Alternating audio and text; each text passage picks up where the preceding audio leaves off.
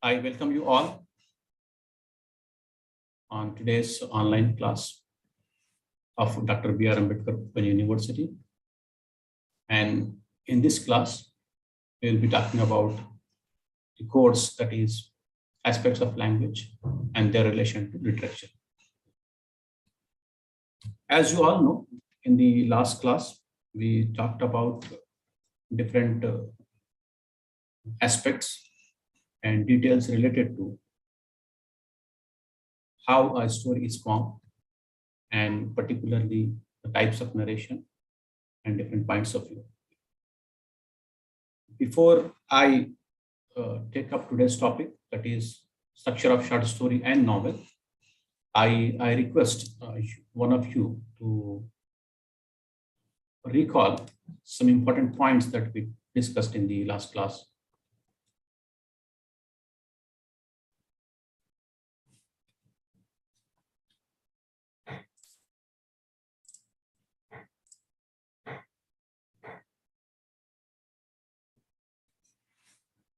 Am I audible to you? Are you able to hear me?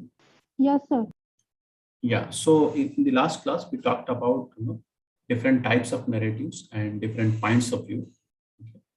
One being the linear narrative, right, where the story is told in a sequence, in the way where it follows the sequence of the events, right?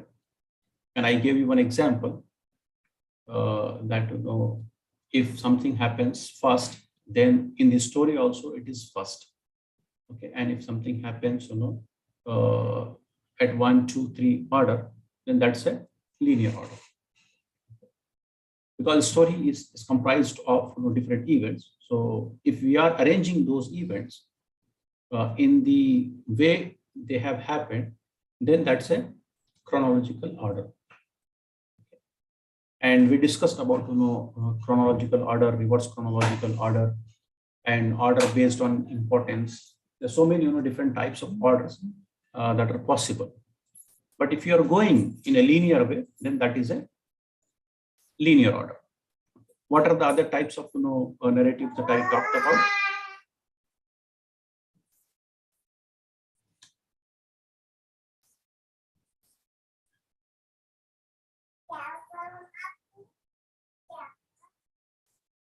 Can anyone respond? What kind of different types of narratives we have discussed?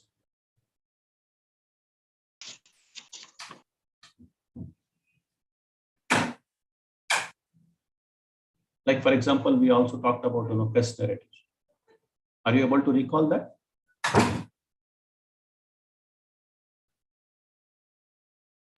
Sir, like Sunday, we discussed about analysis of literary language on poetry and fiction. And also post-structuralism. Yeah, post-structuralism and language. That we discussed a class before, actually. Yes, sir. In the next class, we talked about narrator, narrative, right, and the possible different types of roles that we have in a text, like for example, author, narrator, narrative, right, and the reader, and how there are 4 different roles within author and reader. There are 4 more different types of roles that are present in the text also. In fact, we discussed in detail about linear narrative, non-linear narrative, quest narrative, right? Coming to linear, you understood that, and non-linear is something where you don't follow any particular order, right? Whether chronological or the sequence in which the events have happened or not. But when it comes to quest narrative, it is like a narrative more like something you find in adventure novels, where a character has a certain passion, right, certain goal that he or she want to pursue in the story, and in that pursuit, okay, the character keep on doing or involving in events after events. So that kind of narrative is called quest narrative. Okay, These are a few things that we talked about. And today in this particular class, I specifically want to talk about the structure of short story and novel. Okay, and this class being kind of interactive class where we are not going for a conventional lecture. So I humbly request you to participate and make this conversation, make this interaction lively, okay, and fruitful for everybody. I know it's not possible for every student to involve in the discussion, but I highly encourage if you take part in the conversation, right? Then only I would be able to know what kind of doubts you have or whether I need to clarify something once more and all. Okay, so I request that you follow what I'm trying to convey. Okay, yeah. So coming to a short story and novel, we all know that in any given text you have four primary roles. Okay, you have an author, the narrator, narratee, and reader. These are the four different types of role we come across when we take up any text.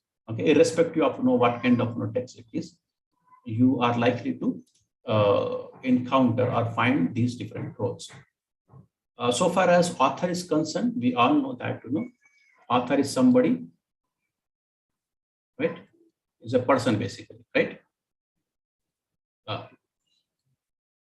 An author is a person who writes actually. When we say person, living being, right?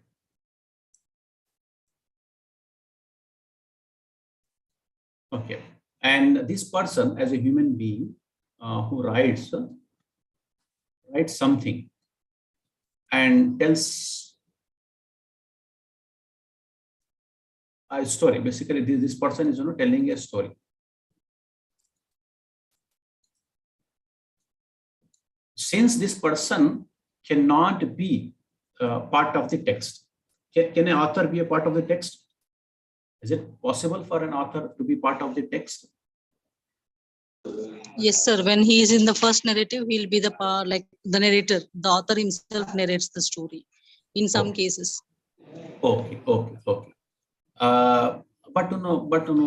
I think is that when you are a living being, right, and you are creating something that is called text, right? When you are creating this, after you create this text, can you still be part of it? While you are creating it, yes, you both could be related. But the moment you are done with the writing, right, you are no more part of the text as a human being, because this has become a new entity. It's a thing which you have already created. And once you have created this, you are no more part of this existence of this text. Right? Are you able to follow me?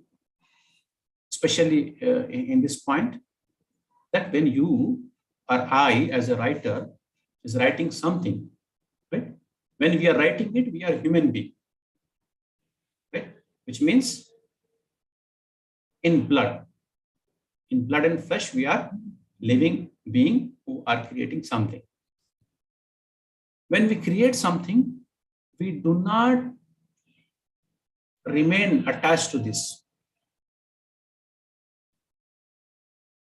This particular text has its own life, its own existence.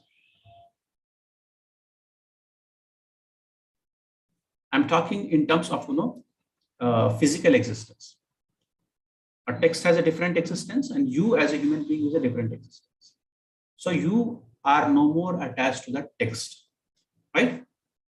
And this is the point which is discussed in Death of the Author by Roland Barthes.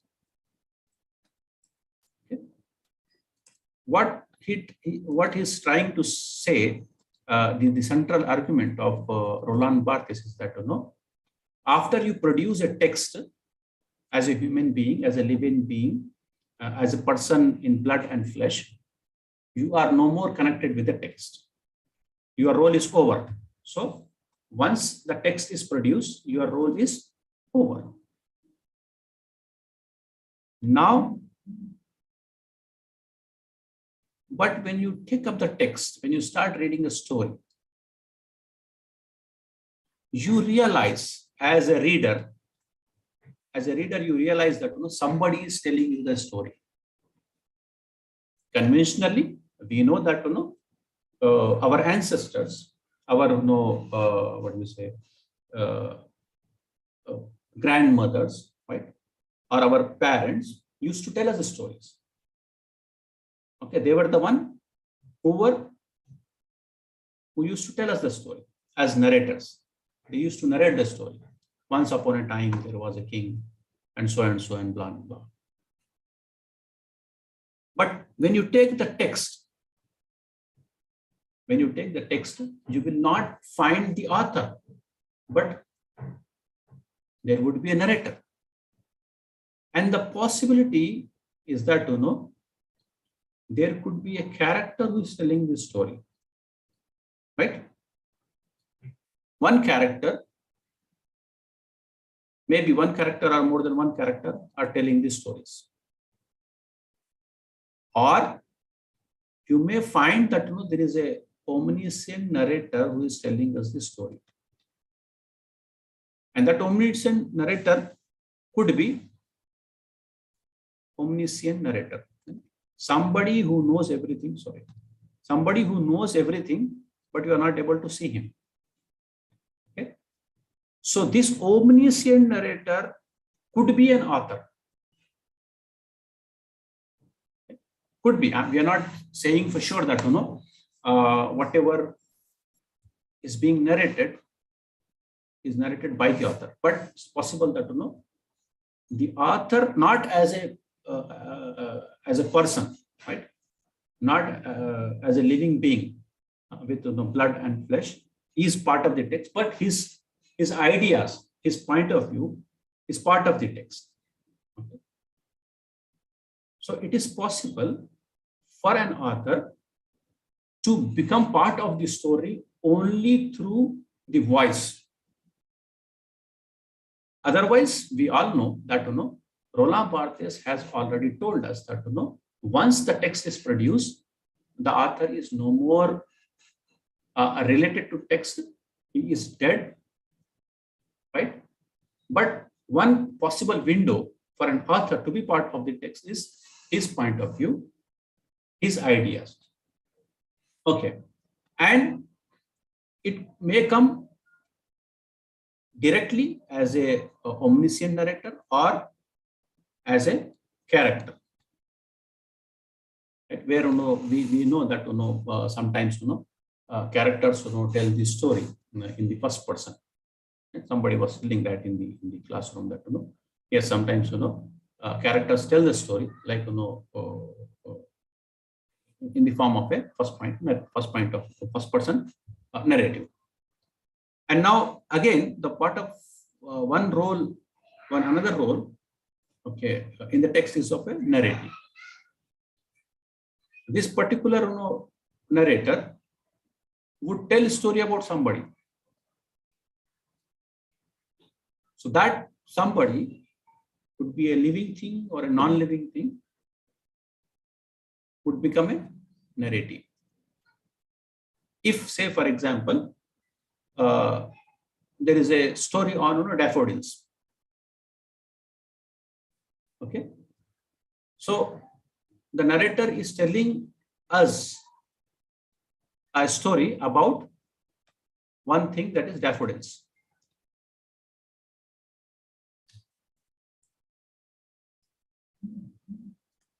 Which means daffodils has become narrative about whom the story is being told. And then the fourth important role in a text is of a reader. And this reader is also a person. Okay. Like author, reader is also a person. But there are two more roles which are within the text, that is narrator and narrative. So at a very fundamental level, a text has four different roles, which I tried to explain. Okay, that is author, narrator, narrative, and reader. So these are four essential roles we find when we are taking up any text. So after this, I would like to move to our primary topic today, that is structure of short story and novel. I thought it is important to talk about different roles within a text before we move to talking about the structure of the short story and novel, because these are the same thing, these are the same basics which we come across, or which we may need clarity before we talk about the structure of the short story or novel. Okay, are you with me? Or do you have any questions about the basics that we talked about? Sudharani or anybody else? Are you clear about these four different roles in a text?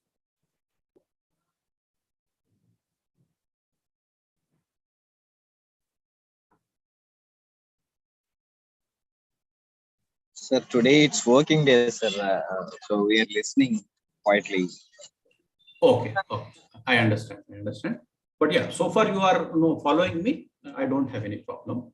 Yes, sir. Yes, sir. I respect your concern. We'll move on then. Okay. So in a nutshell, we talked about four different roles: author, narrator, narrative, reader. Author is a person who has written the story. Narrator is the one who is actually telling the story.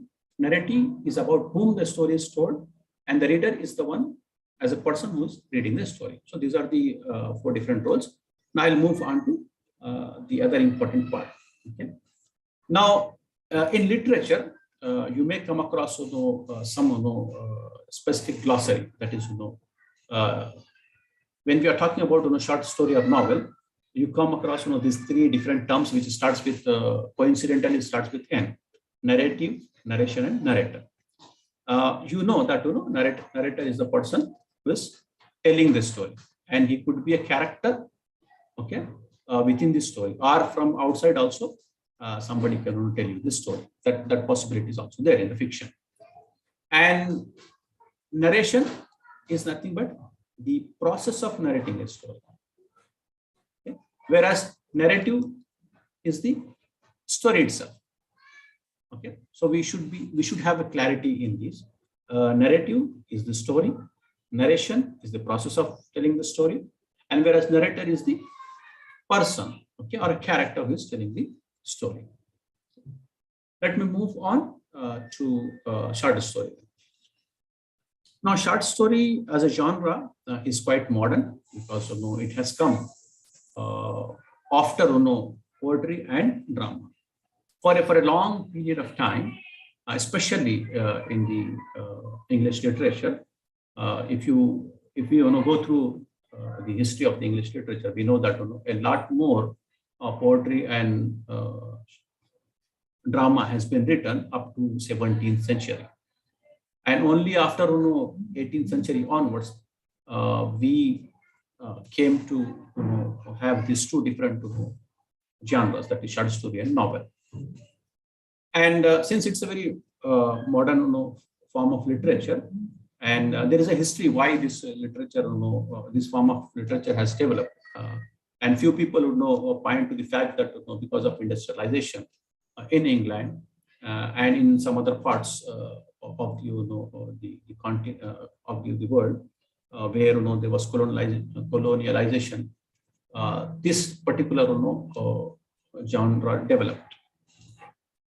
And because people were quite busy with their work, say for example, even today we are engaged from 9 to 5 or 8 to 6, right? In different shifts, we are working for different industries, different corporations. So similarly, in 17th and 18th century, when industrialization has happened, people were very busy, and those people were primarily working class, and they were not as literate or as educated as the upper class of the society.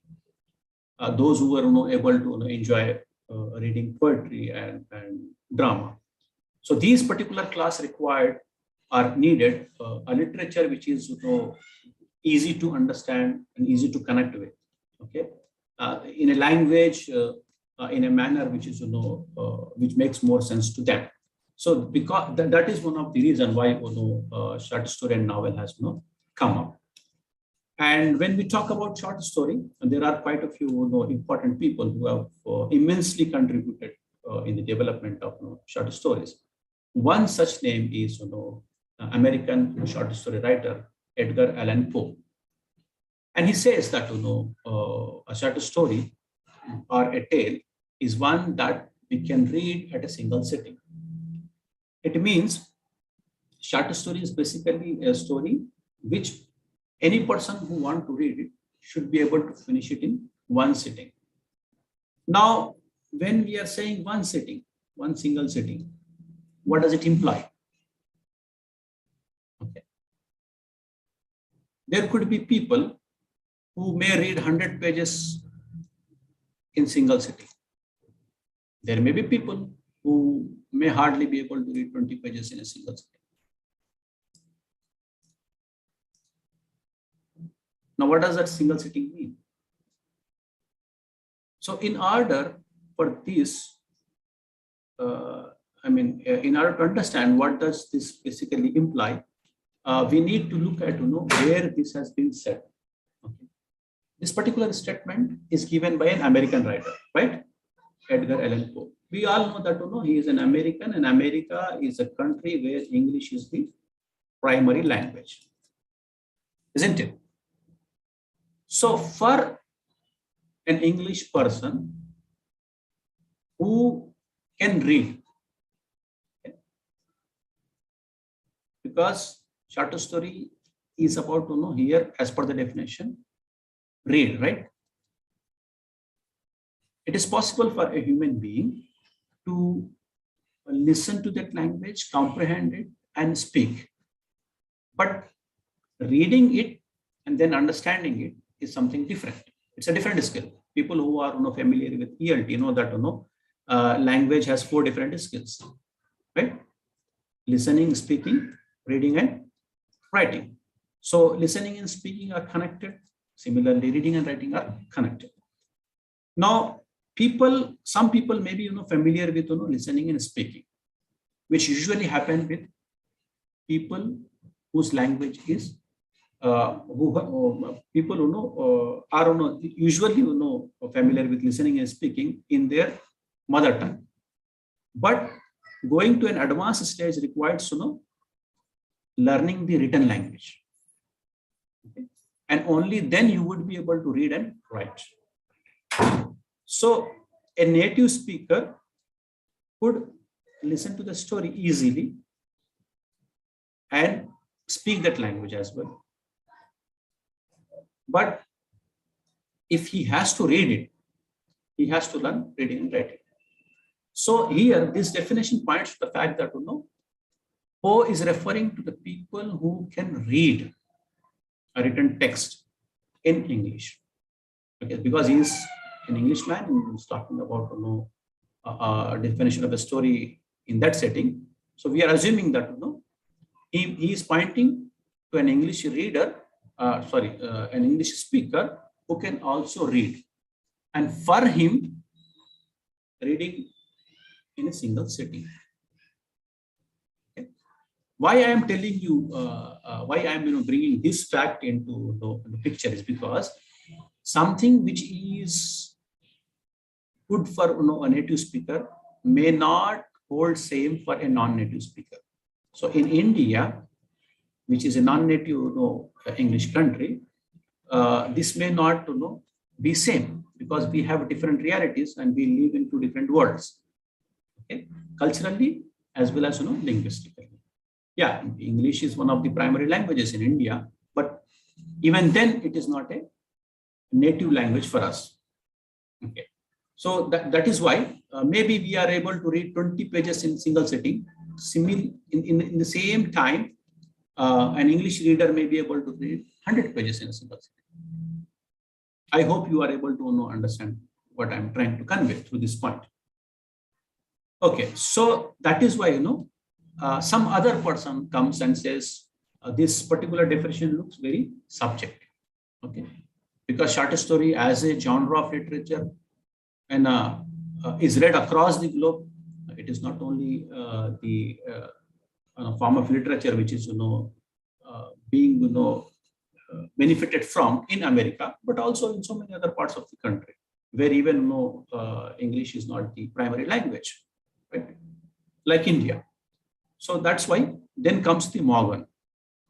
Right? He is another writer. He says that no, short story is a story which is within 600 to 20,000 words.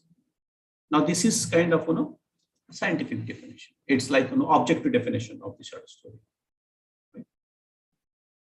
First definition, which we are taken into consideration, is of Edgar Allan Poe. He says that a short story is a story which can be written, which can be read at a single sitting.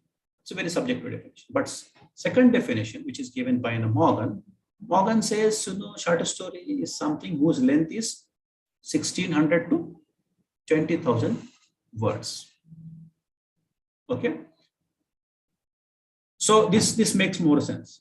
If you tomorrow, if you want to write some story, you have a certain objective facts in mind. That is, if I have to write a story, it should be between 1600 to 20,000 words. Even some people may not strictly follow this, but yeah, we have some reference to follow in terms of length. Now there are other things that are essential in the definition of a short story. Those three important things that you can also find in your SLM, that is self-learning material provided by Dr. B.R. Ambedkar University. What are those three different qualities that a short story must have? That is, it should give a single impression, okay? And there should be a crisis, and that crisis takes the precedence or is in the focus, right, in the plot. So these are three important qualities that is being discussed when it comes to defining the short stories. And for a very clear understanding, you can still refer your SLM. Okay? Now, after trying to understand two different definitions of short story and three different qualities which are essential in a short story, I would like to move on to some other topic of the other topic that I want to discuss today. Now, if somebody asks you what is a short story, right, and what kind of writing you can call a short story, so you have different criteria that you can apply based on the definitions that we discuss. That is, a short story is something that can be read in at a single setting. That definition is given by Edgar Allan Poe. And second, a short story is a story whose length is between 1600 to 20,000, right? And it's given by Morgan. And it has three essential qualities. Right? One, it has a single impression. Second, it has a crisis. And third is the crisis takes precedence or is in focus in the controlled plot.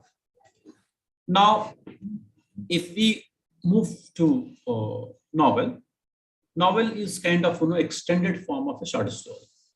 I mean, though it exists in literature as a different genre altogether, but to a large extent, novel is the extended form of the story. In a story, if you are telling it in a very precise way, that remains as a short story. But in novel, right, you are telling the same story, but in a greater length. Because you are increasing the length, because the length is increased in the novel, so there are some more things that comes into picture. Okay. What are those things, and what makes or what distinguish a short story from a novel? those are the few points we'll take up in our conversation today. I hope you are connected with me and able to hear me. Yes, sir. Okay, thank you so much. Okay. We need to keep on taking this feedback, because we never know when we lose connection. So that's why I'm asking. Okay, yeah. So coming to novel, it's actually a work of fiction written in prose and of a fairly considerable length. Okay. Now, as I told you, the distinction between short story and novel is based on the length. Okay. The upper limit, as per the definition that we took into consideration, is 20,000 for a short story. But when it comes to novel, it is somewhere between 15,000, somewhere around 50,000 words. And this is given by E.M. Foster, right? You might have already heard of E.M. Foster. So he says that a novel is a work of fiction, basically written in prose, and which has a length around 50,000 words. Whereas for a short story, we are stopping at 20,000, right? For a novel, it is 50,000.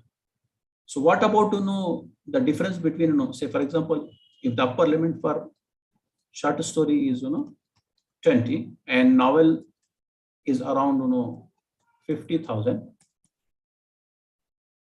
So what do we call, which is say 20,000 plus and not even 50,000 and less than 50,000? We need to find some we need to tell what exactly we call to a piece of work which is fiction and which is less than more than a short story but less than a novel. Right? So such work is called novella. Okay. So novel, the length of a novel is around 50,000. And a length of a short story, maximum it can be 20,000. So if anything which is lengthier than short story and shorter than a novel is called novella. Okay. But there are a few more things, as I told you, that makes a novel a novel. That is different qualities that makes it a novel. Number one, it's a story. There is a story in that fiction, piece of fiction, and there is a unity of impression. There is something your understanding as a one important thing from the whole reading. That is what is unity of impression. Maybe there could be 5 or 10 or hundreds of different events that are being brought together as a form in the form of a story, but the overall impression that you are getting is one. Okay? That is what unity of impression is. And then you know that it is narrated by someone, which we discussed earlier in this lecture. That is narrator, about the narrator. Right?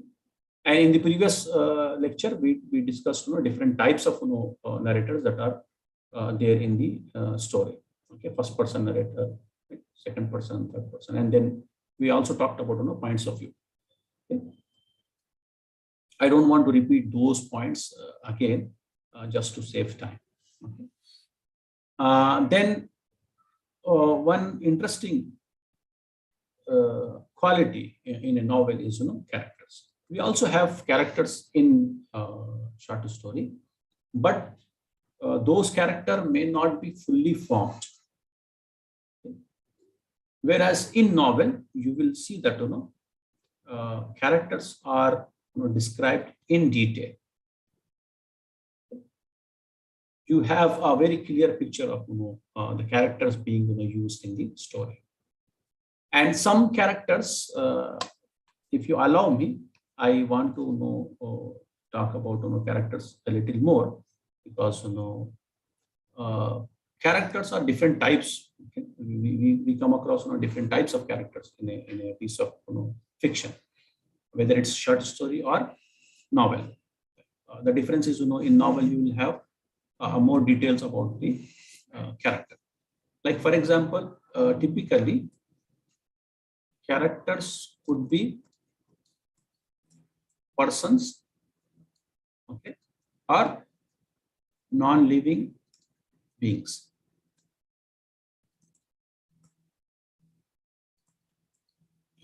Also could be supernatural. Can you give any example from whatever novel that you have read earlier? Could you supply any, or could you offer any of the example of a character that you have read in any of the novels? We'll see that that character is a person, or as a non-living being, or a supernatural character. So would you repeat the question, sir, if you don't mind? The question is, we are trying to understand different types of character. Characters could be person, could be non-living being, or could be a supernatural being. So what I am asking is, you might have read at least one novel, right, recently, or one short story recently. So could you please name that character, and let's see whether that character was a person, or a non-living being, or a supernatural.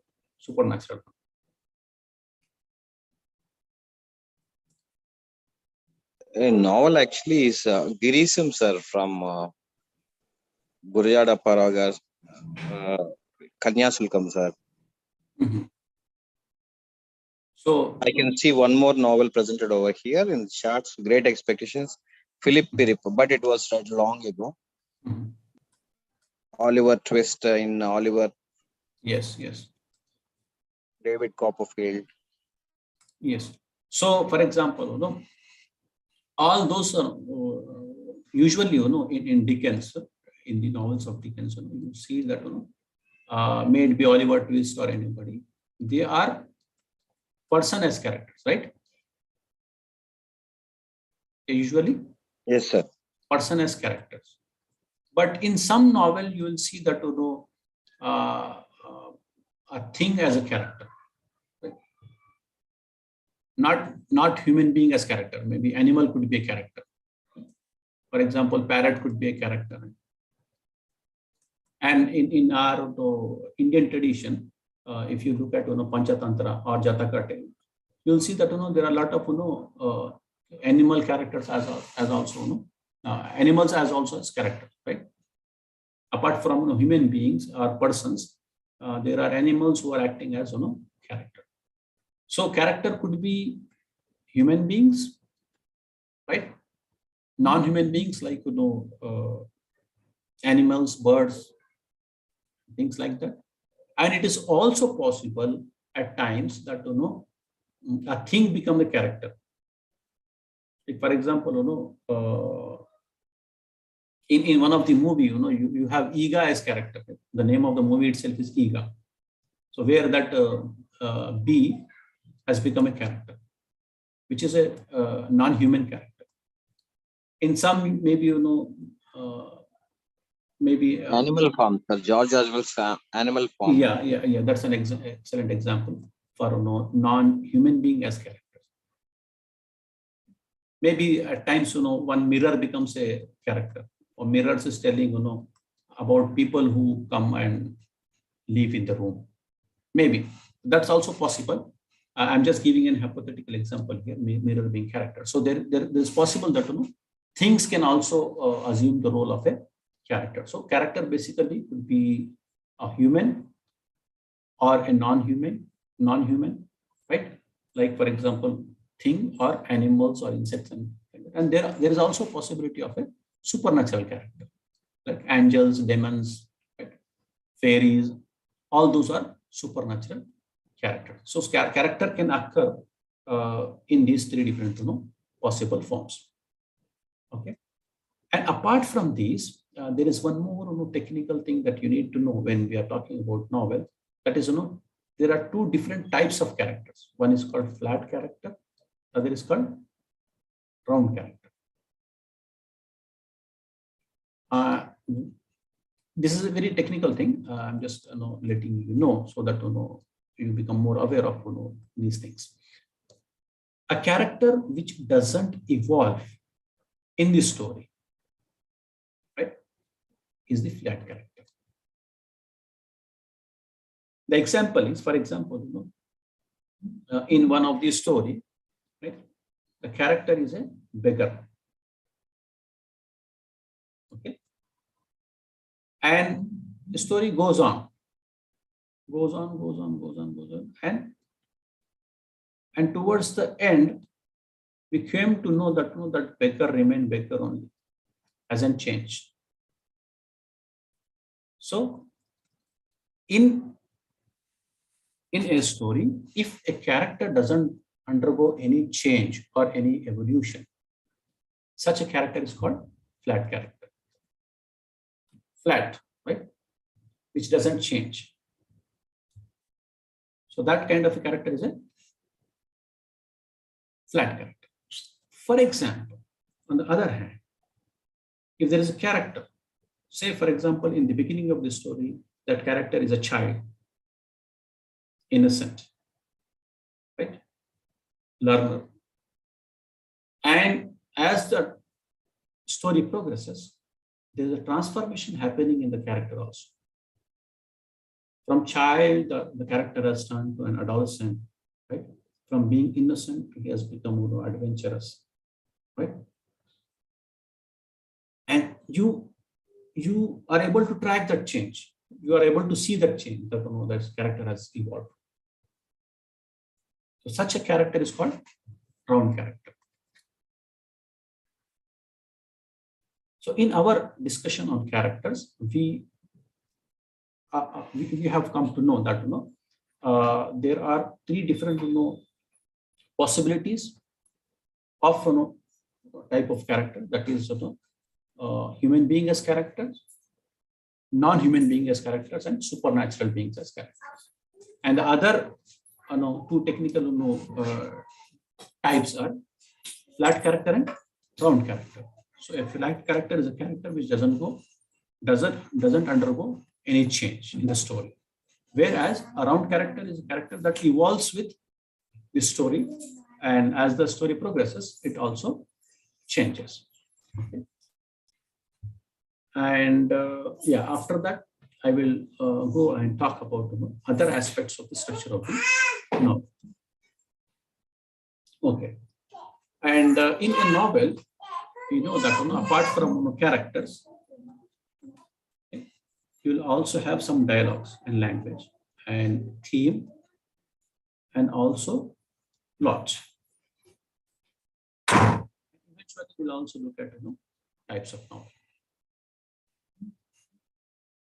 And why we are basically looking at structure of a novel, or why we are discussing structure of a novel in our paper, which is aspects of language and their relation to literature. So that in the beginning, we have very clearly understood that it is language which is responsible for literature and different forms of literature. There are different genres or forms of literature which are classified based on the kind of language that is used. Okay. When it comes to poetry, I told you that poetry as a form of a literature is directly related to the kind of language that is used there. If you do not use that language in the poetry, so it may not be called poetry at all. Okay. Like for example, in poetry we use verse as a form. Right? Instead of a sentence, we have a verse there, and it doesn't follow the strict rule of the sentence. So this usage, specialized usage of the language, that is actually responsible for different forms of literature. So similarly, when it comes to novel, okay, we need to know the structure, because structure is responsible for this form of the literature. And the way we things are, the way language is used in this particular form, tells us more about the relation between the language and literature. Okay, so coming to idea and theme. Theme is basically the central idea of the work. Short story can also have a theme. Similarly, a novel also can have a theme. So theme is basically a central idea. Like for example, after reading some novel, you will know, have a feeling that, yeah, this is actually a pro-woman novel, right? Or this actually novel is about, people with different abilities, right? Differently able people. Or some novel would be, about criminals. Some novel could be on environment. So why or how you are able to tell these things? Because the novelist or the author of the story has projected these ideas as a central idea of the work. Okay. So basically, theme is, is the central area whose information you get chapter after chapter in the novel. And as a whole, the impression that you take after completing the work is that, yeah, this is basically a novel on environment. Let's take example of God of Small Things by Arundhati Roy. There are a couple of themes in that. One being the environment, right? That the kind of description, the kind of commentary that one finds about the role of the river, okay, role of the biodiversity when it comes to plants and all. So those are the clues which tells you that yeah, this is possibly the theme of the novel. And at the same time, the kind of treatment being given to people from the lower strata of the society, people who are poor, people who are underdog, right? People who are disadvantageous because of the caste system. So those things can be taken as an example of theme of the novel. I hope you are able to follow. Yes, sir. Yeah. Yeah. So next thing is events and plot. Any story is comprised of two or more number of events, or maybe also possibly one event. But if a story which has more than one event, okay, it is possible, or it is within the the privilege of the author, the writer of the story, to organize it in the way he or she wants. Right? This we discussed when we talked about linear and non-linear and different types of narrative. So events can be arranged in so many number of sequences. Okay. And two typical one which we actually hear quite often is chronological order, right, or alphabetical order, and then you have order based on the time or place it has happened. So plot is nothing but arrangement of events. What we call plot is basically an arrangement of events. How different events in a story is arranged is called a plot. There is one more definition of plot, which is which is given by an American writer. He says that plot is actually tells us about causal relation. And what does it mean? It means, for example, if a king has died, the king has died is a story. But if that particular information also contains the reason why king has died, like the king has died of cholera. So this particular story has a plot, that is, it also has the reason why that person has died. So this is another way of defining the plot. Typically, plot is related to arrangement of the event. But one more aspect to plot is, another possible definition of plot is, it tells us you about the cause of the different events in the story. Okay. Now we'll move on to talk about language and dialogue. What kind of language is used in novel or short story? In poetry, we know that the language used is quite different. And in drama, you also have a similar kind of usage of the language. You will also find that it's written in verse. But if you go and look at modern drama, it is also written in prose, not just verse. Right? Earlier, the drama was written in verse, but if you look at drama from 19th century, especially, right, drama of say G.B. Shaw, right, or Henry Gibson, people like them, especially modern drama, which is written in prose. But when it comes to novel, what kind of language we use? Is it prose? Yes, indeed, it's prose. It's prose. But one speciality of novel as a genre is, you can bring in any different other form within it. For example, you can also have a letter in a novel. Have you seen any letter in a novel? Especially if you read Jane Austen, you'll find that you may come across letter within a novel.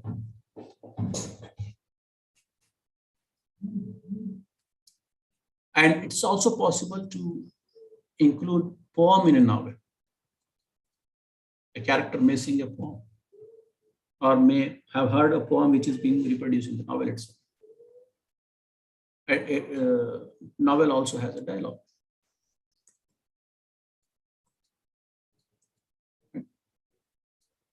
So novel as a genre gives space to all kind of other forms of literature, poetry, poem, dialogue, and all these different elements which are characteristics of certain forms of literature are also possible to be included in the novel or a short story for that matter.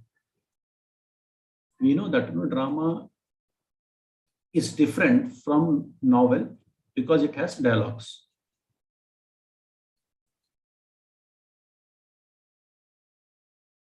But novel is different from all others because it is written in prose, and at the same time it accommodates poetry, right, and dialogue. So that is why you see that there is a lot of variety of usage of the language. And more importantly, novel allows for non-standardized usage of the language.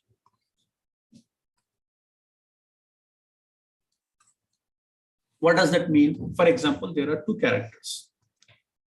One character who is very much educated, who comes from a high class background, and on the contrary, you have another character who is, say, for example, from a lower strata of the society. Maybe a cobbler, maybe somebody who is least educated or completely uneducated. Now, if the novelist is including that character in the novel, obviously the language that is being spoken by a character who comes from an upper class, right, would speak a standardized, rich language. On the contrary, that cobbler from a lower strata of the society cannot speak the same refined language, isn't it?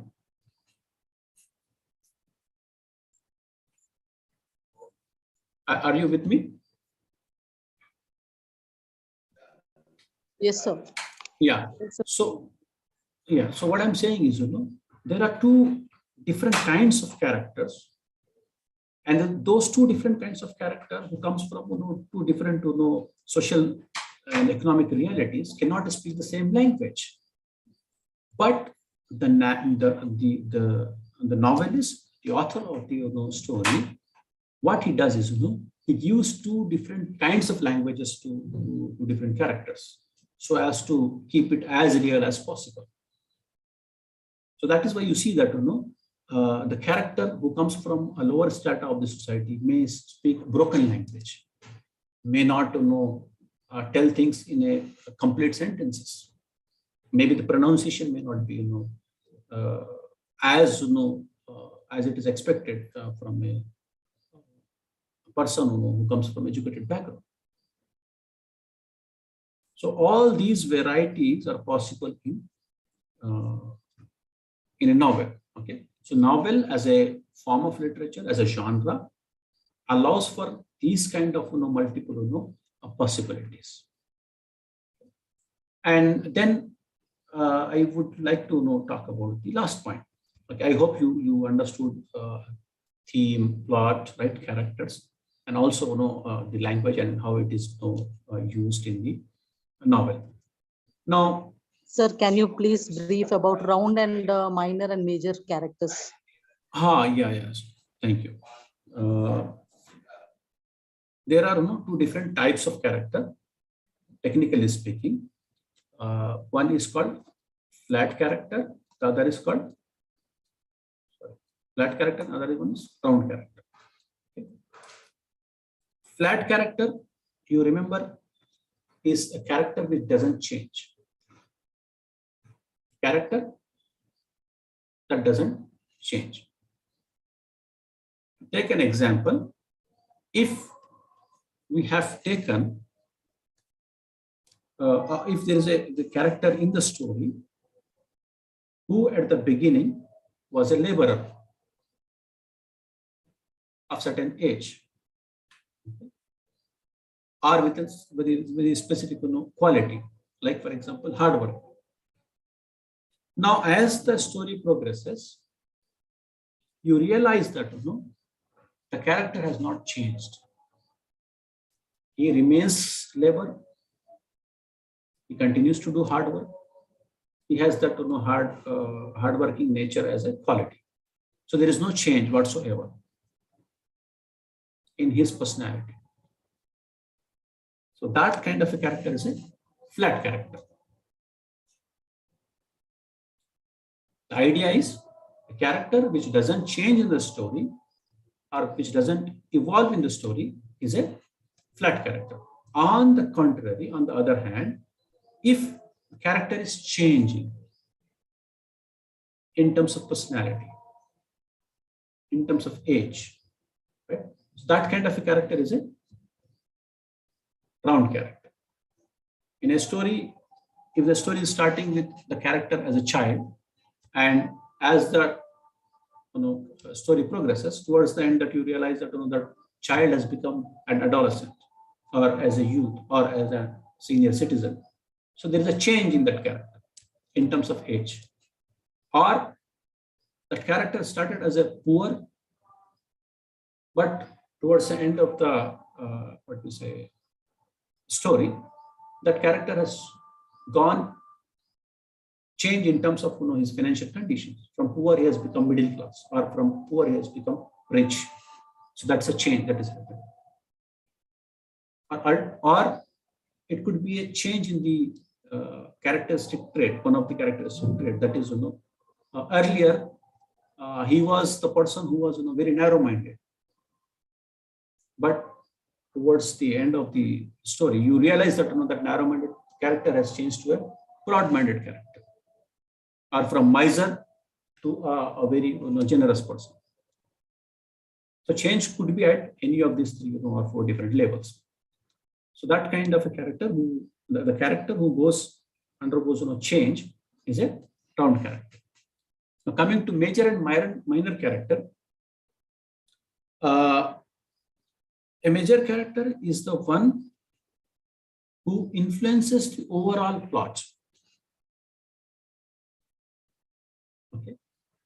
Maybe if there are 5 characters in a story, maybe only 2 or only 1 or hardly 3 of the all characters are major.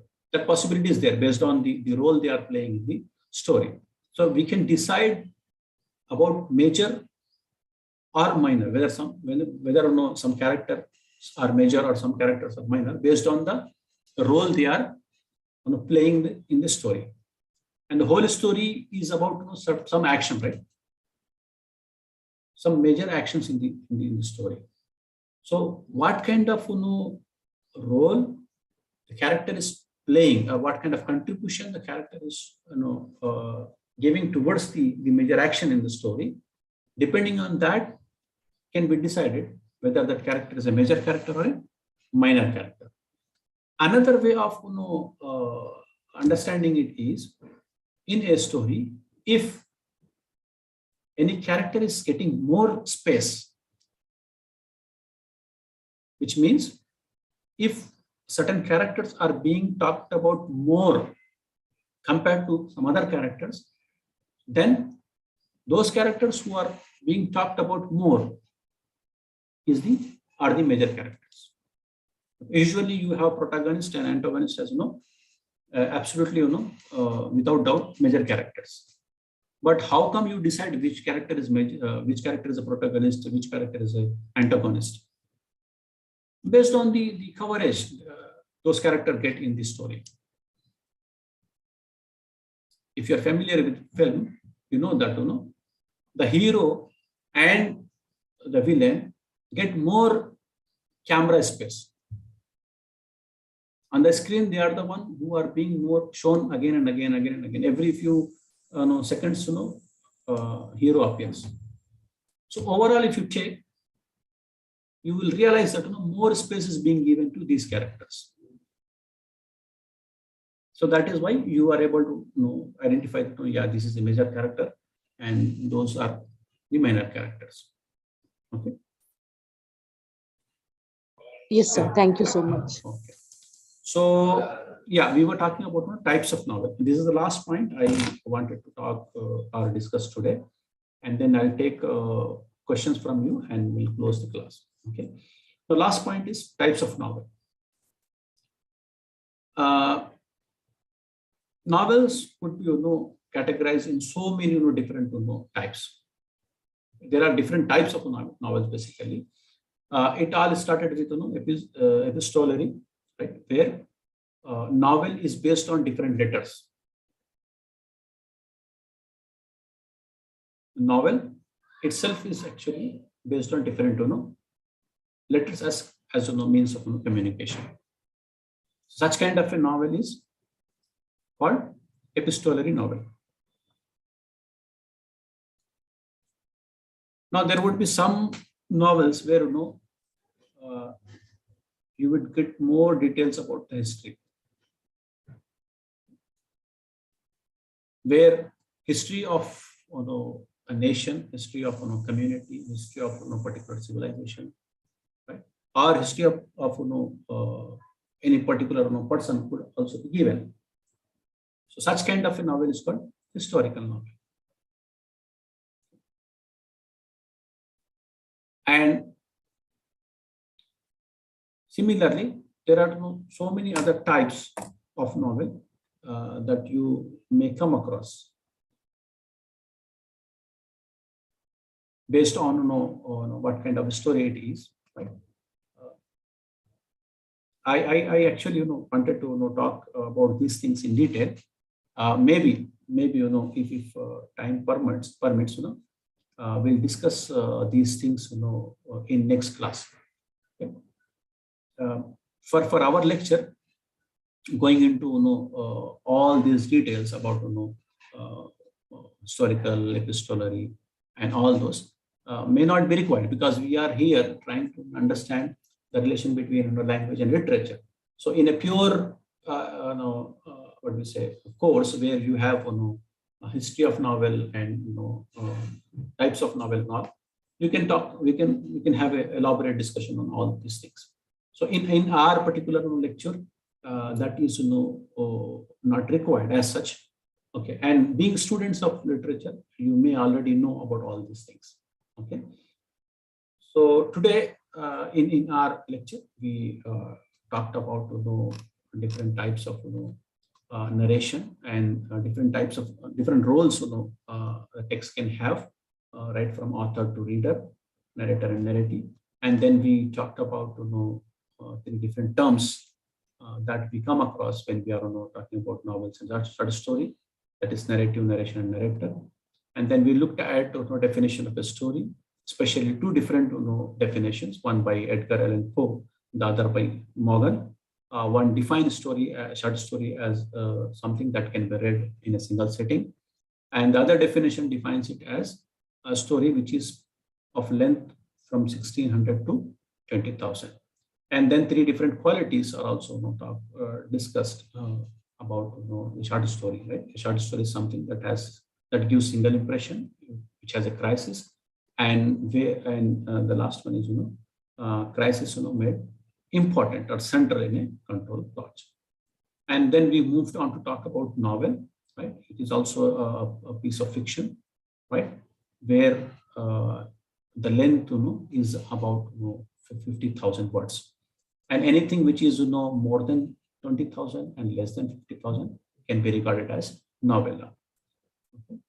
And coming to different qualities of novel, or qualities that make a text as a novel, that is, it has a short story. It has a story which is being said, and there is a unity of impression in it, and it is told by somebody whom we call as narrator, and there is always a point of view. Okay, and if you take example of God of a Small Thing, okay, you will see that the narrator is different and the point of view is different. Okay, that you may come across in different texts where narrator is different and the point of view is also different.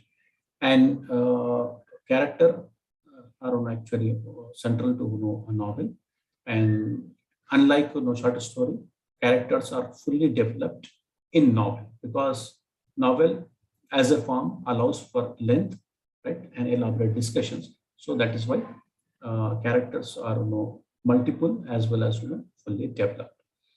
And coming to different types of character, we looked at round and flat character, and also character being human beings or non-human beings like animals and insects, and also supernatural characters. And few integral things in a novel are actually theme, plot, characters, dialogue, or language, and different types. So coming to theme, we came to realize that it's actually a central idea whose information, whose clue we get time and again in the chapters of the novel. And plot is nothing but arrangement of events, and alternatively it is also about causal relationship. And coming to plot could be linear, non-linear, right, quest, and so many other types, which we actually already discussed in the last class. And coming to the language, we also realize that it is language that makes possible different forms of or genres of literature, right from poetry, drama to fiction, right? That is short story and novel. And we also came to know that novel allows for usage of different kinds of language. Okay, and it is language which gives realistic feel to different character. And we took example of one character from upper strata of the society and another character from the lower strata of the society, and those character differ based on the language that they use in the novel. Okay, and it is novel that makes it possible, that let it happen. And coming to types of novel, you have historical novel, epistolary novel, right? Picaresque novel. There are so many other actually types. Whose discussion may not be necessary in our class, so that's why we have skipped that. And with this, I have discussed some important things related to structure of short story and novel. And before we end class for today, I request you to pose any questions that you have or seek clarification about any point or any of the point discussed in today's class.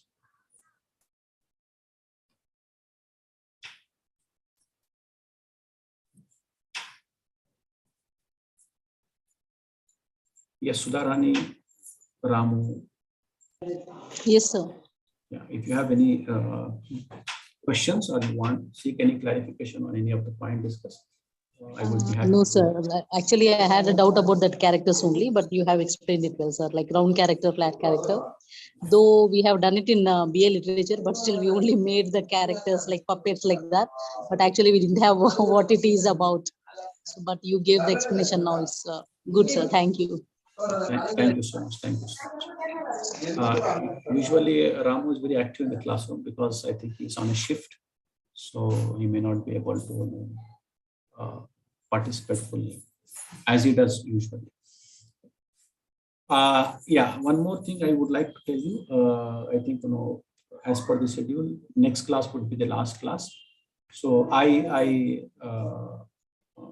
recommend that you go through the text once and come up with any topic that you have not understood, any of the point that you have not understood, and if possible,